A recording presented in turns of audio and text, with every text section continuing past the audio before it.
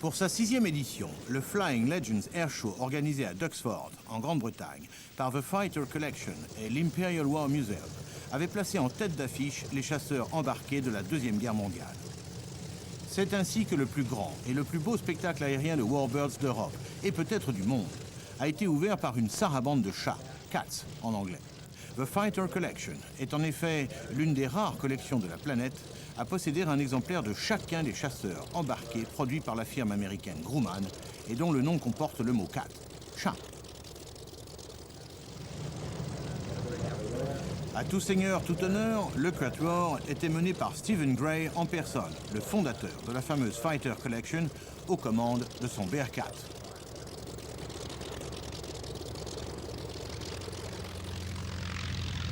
Voici donc au décollage le Wildcat, piloté par Steve Hinton, gourou américain du Warbird et patron du Plains of Fame Museum de Chino, en Californie.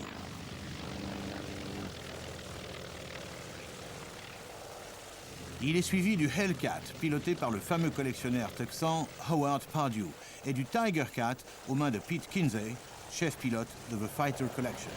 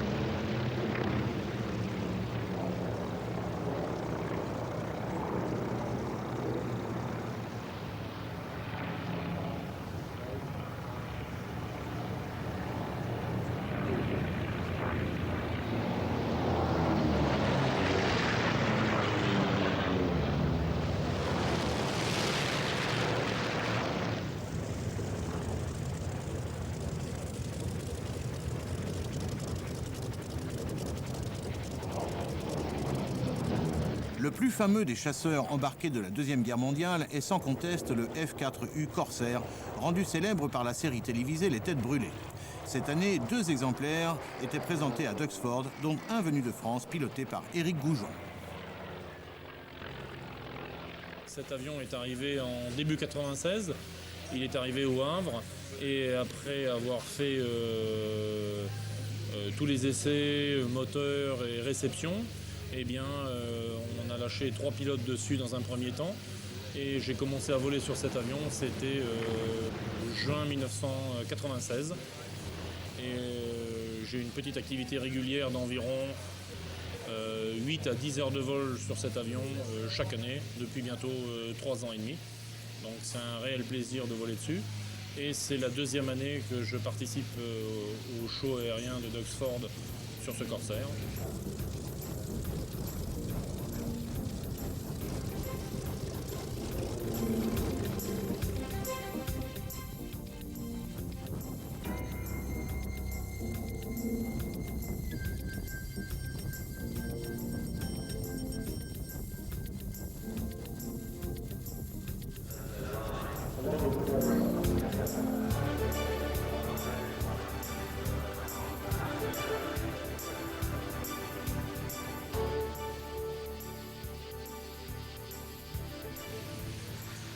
Donc respect pour le public, les signes amicaux que les gens aiment bien et qu'ils nous restituent d'ailleurs fort bien. Nous voici au décollage. Il n'y a pas une activité au pied très importante pour contrer le couple, car il suffit de régler l'avion avec les trims.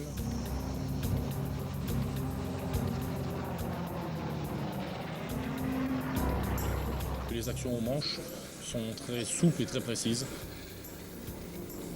Des petits gestes de correction pour placer l'avion en patrouille avec l'avion leader. Le vol est, ma foi, assez facile sur cet avion car il était conçu pour de jeunes pilotes et donc les gouvernes répondent bien et permettent d'avoir de belles trajectoires aussi bien à vitesse importante de l'ordre de 300 nœuds qu'à des facteurs de charge allant jusqu'à 5G.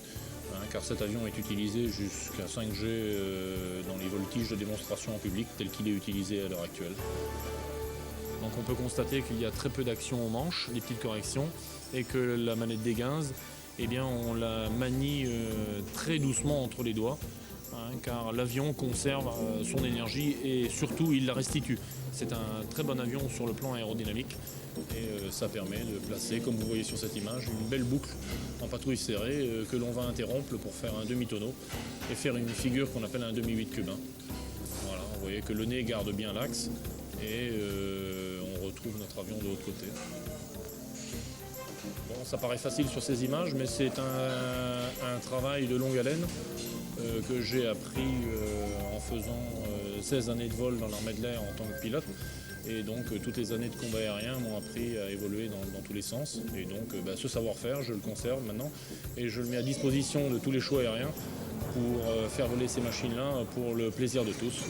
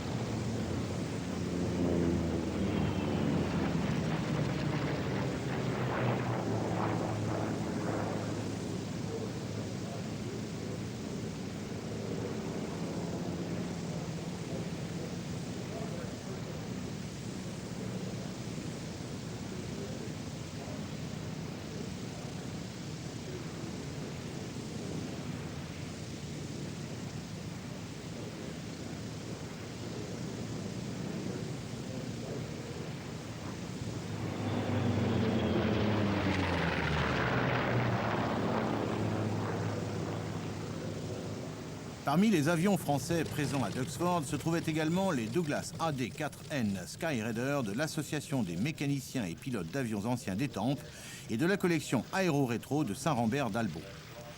Le Sky Raider d'Étampes, aux couleurs françaises, était piloté par Yves Collin, qui a accepté de prendre à son bord une de nos caméras embarquées pour nous faire partager les sensations de la présentation en vol d'un tel monstre.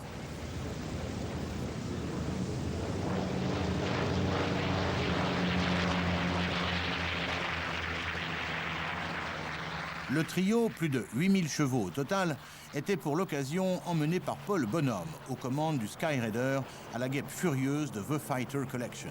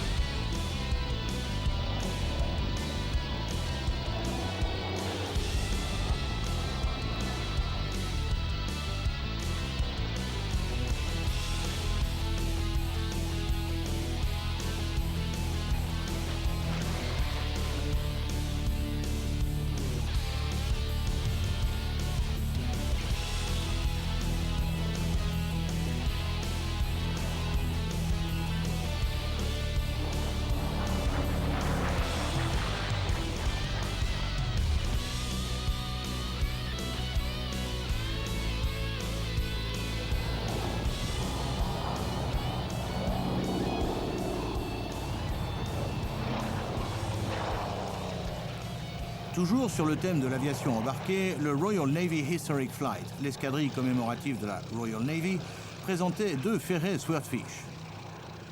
Malgré son allure désuète et des performances dépassées en 1940, ce biplan torpilleur joua un rôle très important durant la guerre contre les navires allemands. Absolutely wonderful war machine. Most impressive that something that looked obsolete was able to stay operational throughout World War II and genuinely operational. I mean, it really made a major contribution to the naval war. It flew hundreds of thousands of hours protecting the convoys across the Atlantic and the Russian convoys against the submarine. The advantage of the aircraft, if it could be seen as such, was the fact that it was so slow that the gunners on the warships had great difficulty in laying the guns so that it could actually hit the target. Plus the fact that they probably were very surprised to see something out of what looked like something out of World War I coming in to attack them.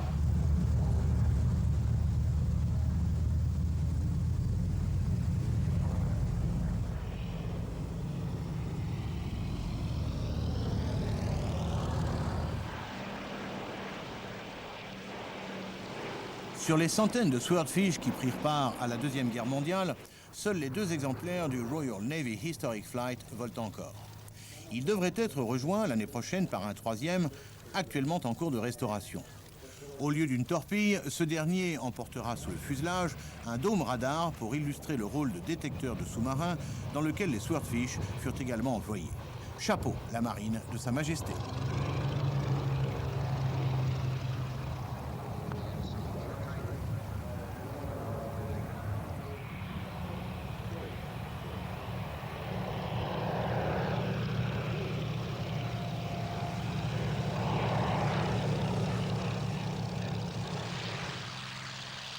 Si les avions embarqués étaient le thème central de Flying Legends 1999, les grands classiques n'ont pour autant pas été oubliés.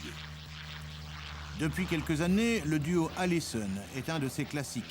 Duo Allison car le Curtiss P-40 à tête de tigre et le Bell P-63 King Cobra sont tous deux motorisés avec des V12 de la marque Allison.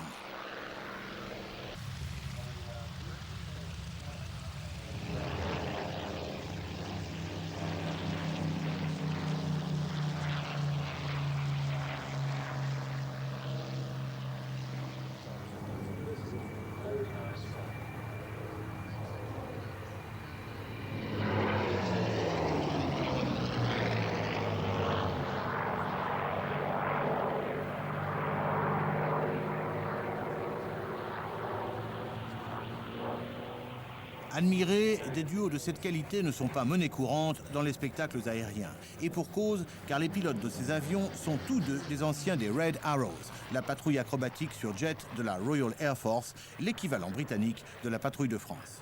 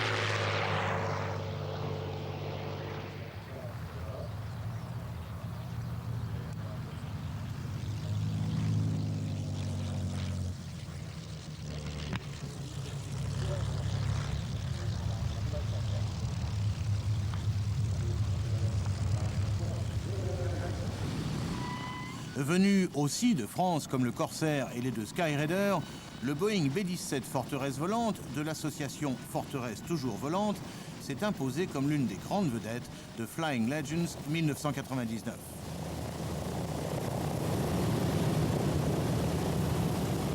Le bombardier, baptisé The Pink Lady, la Dame en Rose, faisait sa première apparition à Duxford depuis le tournage du film Memphis Belle en 1989.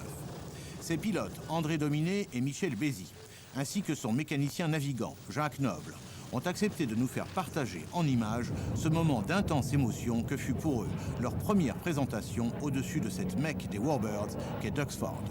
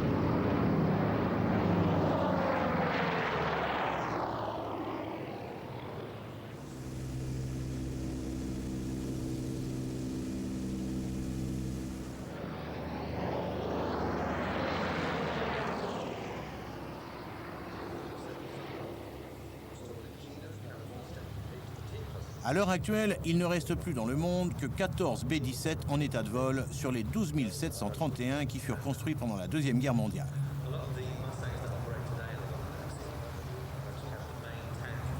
The Pink Lady ayant fait le déplacement de France, les aficionados espéraient savourer à Flying Legends 1999 le très rare spectacle en Europe de 2 B-17 volant côte à côte. Car le deuxième B-17 européen est justement basé à Duxford. Mais le destin en avait décidé autrement. Victime de problèmes mécaniques à répétition l'année dernière, le B-17 de Duxford, baptisé Sully B, a été immobilisé de nombreux mois et n'a pu être remis en état à temps pour prendre part aux spectacles aériens de la saison 99, comme nous l'explique sa propriétaire. Why it's not flying is because it's grounded. We had some very bad luck in the last What happened? year. Well, firstly, we had 3 engine failures. 3? And it has been grounded on the island of Guernsey for 7 months.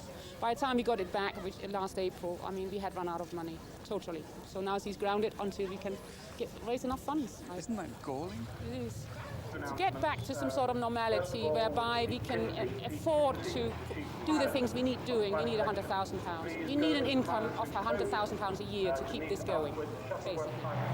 Lors des grands raids sur le cœur de l'Europe, les B-17 étaient accompagnés et protégés par leurs petits amis, c'est-à-dire des chasseurs. Le plus célèbre de ces petits amis fut le North American P-51 Mustang, dont 8 exemplaires étaient présents à Flying Legends 1999. Parmi ceux-ci figuraient 2 avions français, dont celui baptisé Jumping Jack de l'association Aéro-Rétro de Saint-Rambert d'Albon, piloté par Christian Maffray.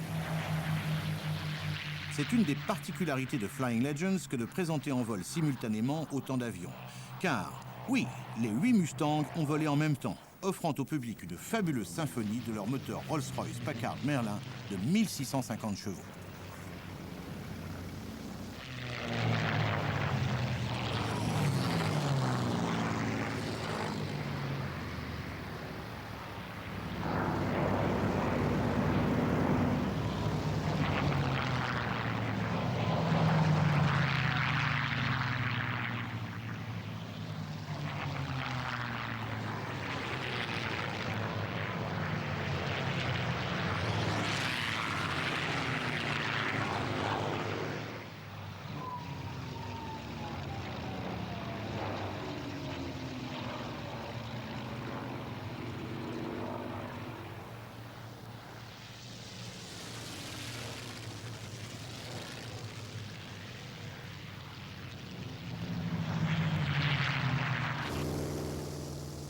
Avec le B-17, l'autre bombardier célèbre de la Deuxième Guerre mondiale fut le North American B-25 Mitchell, qui fut lui aussi fréquemment escorté par les Mustangs. La Fighter Collection de Stephen Gray en possède un exemplaire qui est le porte-drapeau de la collection. Il porte sur son nez une tête de Sioux, qui est l'emblème de The Fighter Collection. Cette tête de Sioux fut et est toujours l'emblème de l'escadrille de chasse française Lafayette, qui vole aujourd'hui sur Mirage 2000. Près de 9500 B-25 furent construits pendant la guerre. Propulsés par 2 moteurs Wright Cyclone de 1850 chevaux, ils étaient armés de 13 mitrailleuses et pouvaient emporter 1,8 tonne de bombes. Pour sa 6e édition, Flying Legends a innové en laissant un peu de place dans son programme à la voltige classique. De la voltige, oui, mais sur biplan, comme ce magnifique Bucker Youngmeister, jouet privé de Stephen Gray.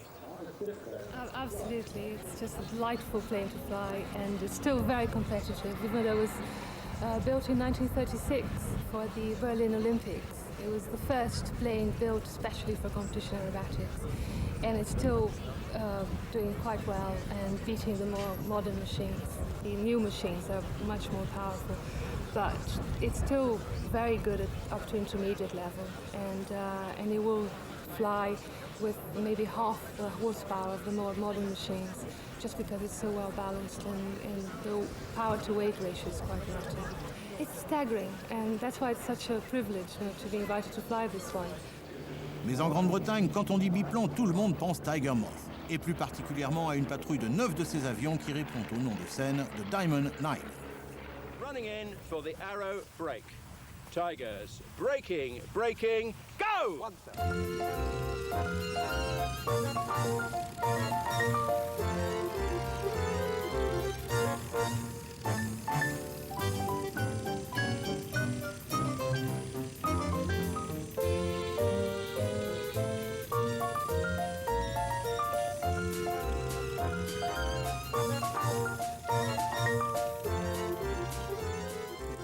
Well, we think it does, and as Mary, our team commentator, is quick to point out in displays, the average age of the team member is older than the average age of the aeroplanes. How did the team come about? Well, we used to turn up to our rally every year at Wogan Abbey, and we used to just admire each other's aeroplanes. And I had the idea one year of maybe we ought to have a Moth Club display team, and that's basically how it started.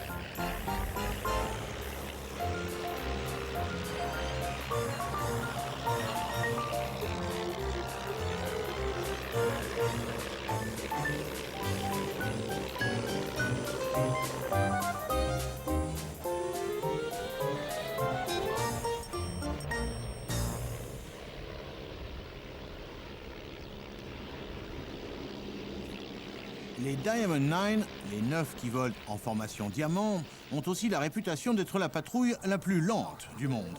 Ils sont au spectacle aérien ce que les Horse Guards sont au palais de Buckingham, les gardiens d'une tradition sans laquelle l'Angleterre perdrait beaucoup de son charme.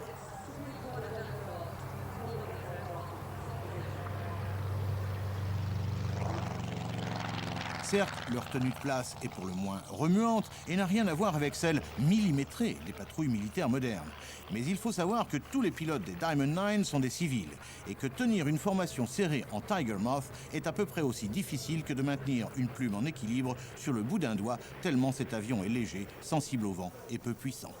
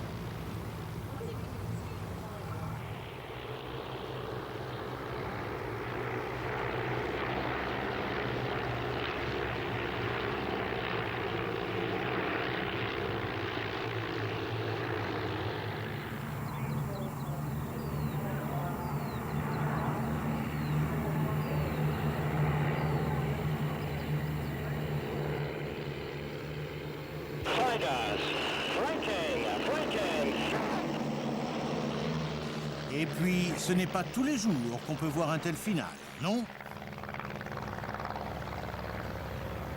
À l'origine, cet avion n'a pas été conçu du tout pour voltiger.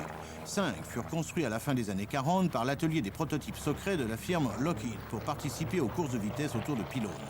Mais aux mains du chef pilote de The Fighter Collection, Pete Kinsey, le Cosmic Wind, c'est son nom, produit un très étonnant spectacle.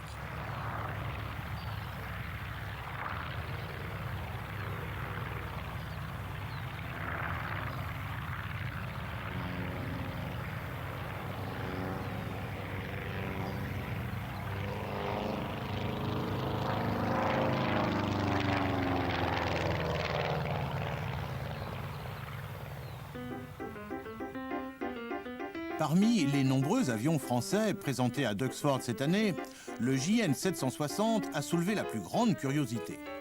Il a été construit par Jean Nohan à Chavenay, en région parisienne. Oui, construit. Jean Nohan rêvait depuis qu'il était enfant d'un Caudron Renault 760, prototype de chasseur conçu en 1939 et qui n'avait pas survécu à la guerre. Jean Nohan a pris son courage à deux mains en 1987 et après de nombreuses recherches, 10 ans et 10 000 heures de travail, a décollé aux commandes d'un avion dit de construction amateur, certes, mais qui ressemble beaucoup au vrai Caudron Renault 760. Au Flying Legends 1999, il a fait très forte impression sur un public pourtant très averti.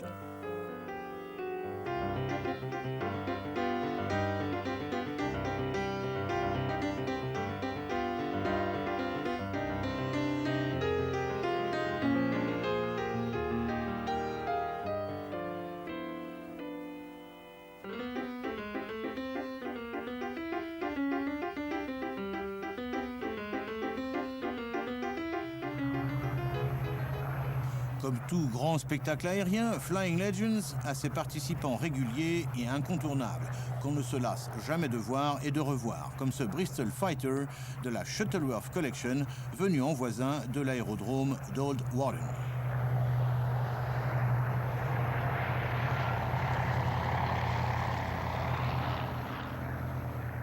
Le Bristol F-2A Fighter est l'un des plus fameux chasseurs britanniques de la Première Guerre mondiale. Apparu en 1916, il était propulsé par un moteur à 12 cylindres Rolls-Royce Falcon de 190 chevaux. Plus de 5000 furent construits, certains demeurèrent en service jusqu'en 1932 aux Indes et en Irak.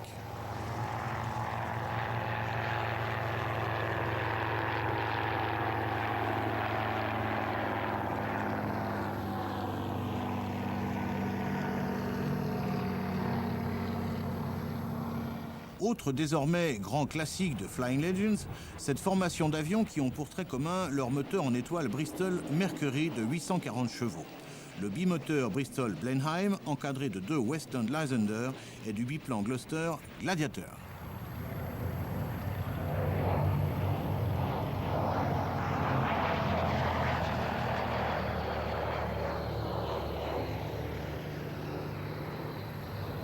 Ce Gloucester Gladiator, unique au monde en état de vol, est un des autres joyaux restaurés et entretenus par The Shuttleworth Collection.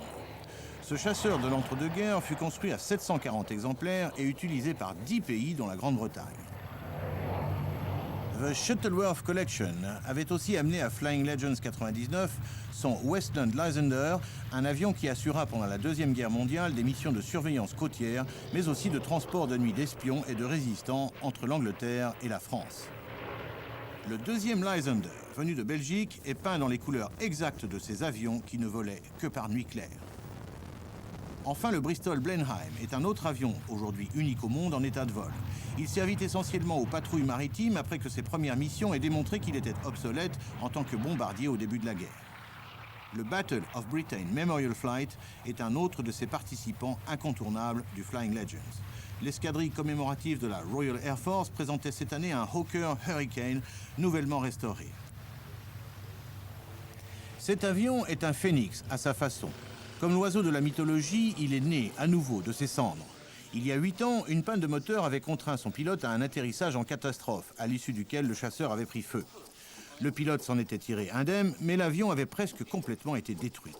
Il y a 3 ans, l'épave du Hurricane LF-363 a été confiée à la société Historic Flying d'Audley End, réputée pour la qualité de ses restaurations.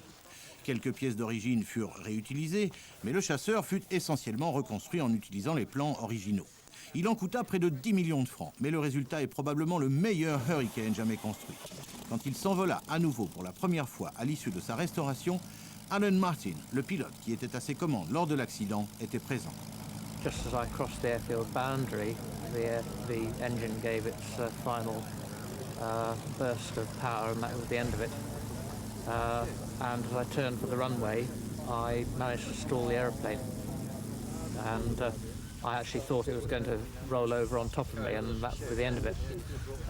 But I was amazed to find myself sliding down the runway and came to a halt.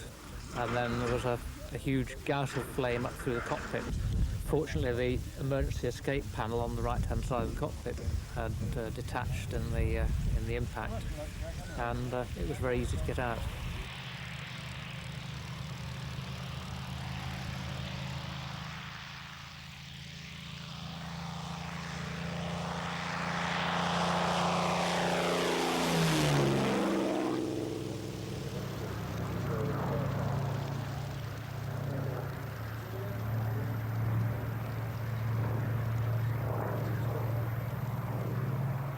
Et c'est ainsi que le Hurricane, matricule LF-363, a pu être présenté en vol aux côtés de son compagnon de combat de la bataille d'Angleterre, le Spitfire Mark II, lui aussi propriété du Battle of Britain Memorial Flight.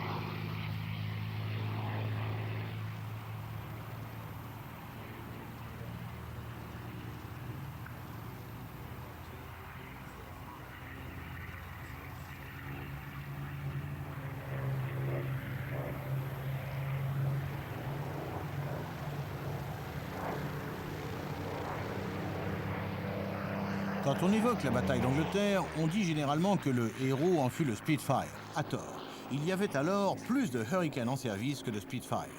Cependant, à Duxford, aucun avion ne saurait détrôner sa majesté Spitfire. Cette année, Flying Legends accueillait parmi ses invités un des hommes qui ont fait la légende de cet avion. Alex Henshaw fut l'un des pilotes d'essai du fameux chasseur aux ailes elliptiques. I think it's a beautiful aircraft to look at. It has an outstanding performance, but I think the most important thing that endears it to people like myself, that I've never flown any low-wing monoplane of any power, of any description that handles like the Spitfire. Yes, that's why it remained a first-class fighter in the first line from 1939 right up until the end of the war. It started under 5,000 pounds and then went up to over double that. And I suppose really there are very few aircraft that you could take an engine of say 27 litres and expand it to 37 litres and still have a comparable performance. That's what I keep getting asked that all the time. I suppose if you were taking it from a strictly fighting point of view, then the greater the speed, the better the climb, the greater the armament, that is the answer. But from a handling point of view and a flying point of view, the lighter the aircraft and the more power, the better it is. So I have to plonk for, shall we say, the Mark V with the 25-pound boost engine. To those on the ground, unquestionably, I mean, a thing of beauty is a joy forever. And when you see the Spitfire and its, in its profile, there's nothing to touch it. When you came to the Griffon engine, Mark 21s, 22s, CFR 45, 46s, 47s, no, to be perfectly honest, it wasn't a Spitfire. It performed, and it was a very fine aircraft, but it wasn't the Spitfire as we knew it. When I look back of all the years that I spent with the Spitfire during those years of war, I think not only the Spitfire, but all the men that flew them. I mean, we had the cream of our manhood, shall we say, and there's no question about it. Although the Spitfire was wonderful, without the men that flew them, wouldn't have been anything. La Noria des Spitfire est donc toujours un des grands moments des spectacles aériens Flying Legends. Charlie Brown nous a invités à le vivre avec lui de l'intérieur depuis le cockpit de son Mark V.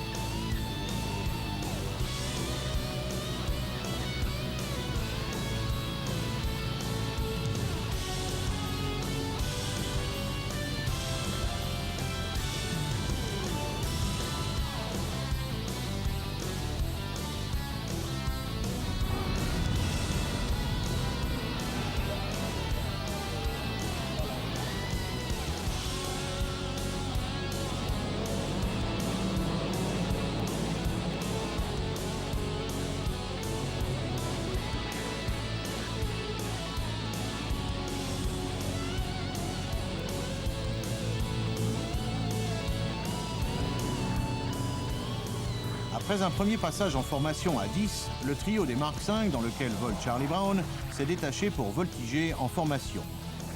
Tandis que deux Mark XIV, un moteur Rolls-Royce Griffon, passent en rase-motte sur la piste.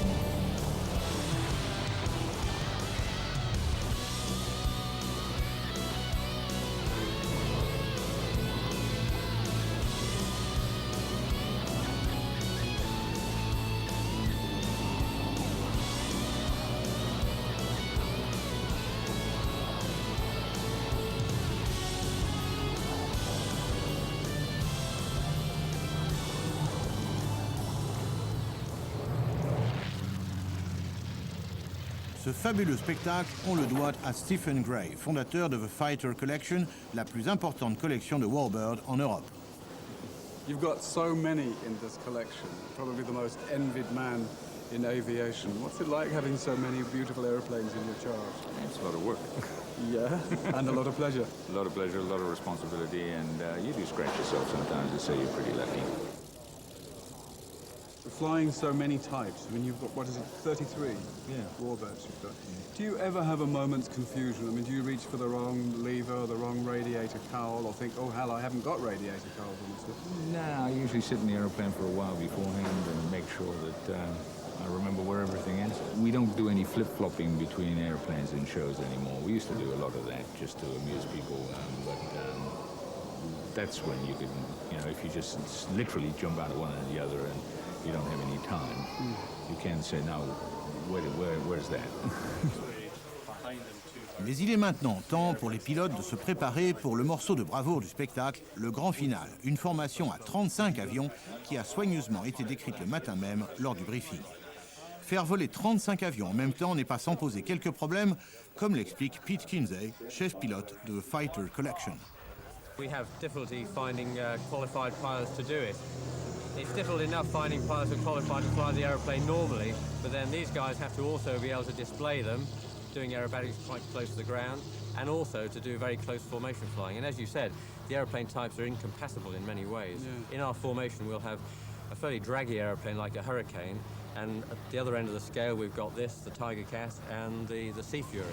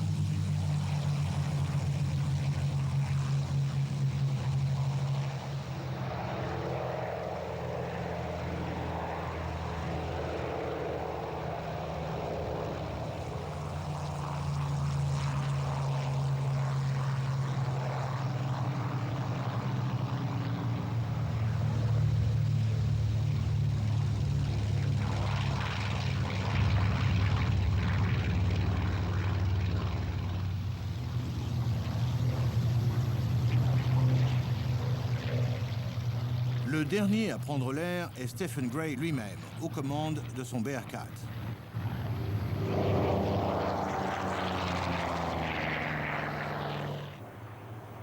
Pendant que les 34 autres avions se rassemblent, il occupe le ciel de quelques arabesques musclées.